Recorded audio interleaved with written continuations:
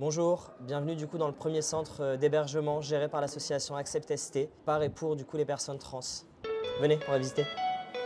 Ce centre d'hébergement va permettre d'accueillir 6 jeunes de 18 à 30 ans en plein cœur de Paris qui ont été mis à la rue par leurs parents suite à la transphobie ou qui sont seuls et sans famille parce que migrants et réfugiés en France.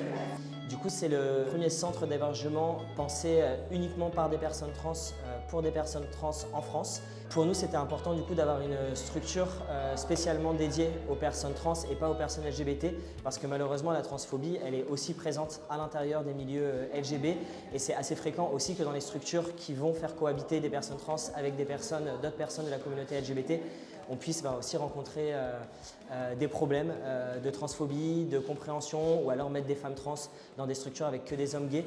Ici, on a accès du coup au premier grand espace commun qui va être le salon. Là, à ma gauche, il y aura aussi un bureau qui va être construit pour que l'éducatrice puisse les recevoir aussi en entretien directement ici.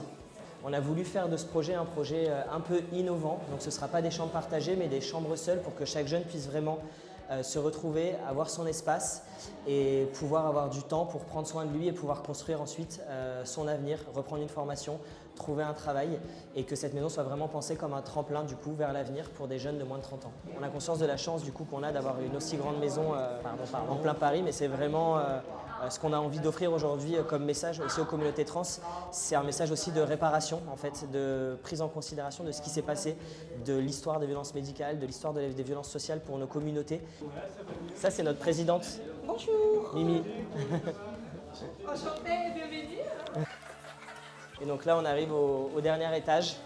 Tous ces discours ces derniers temps aux États-Unis, mais aussi en France et à l'échelle internationale, cette transphobie du coup qui se décomplexe, ça montre aussi le vrai visage en fait de nos sociétés.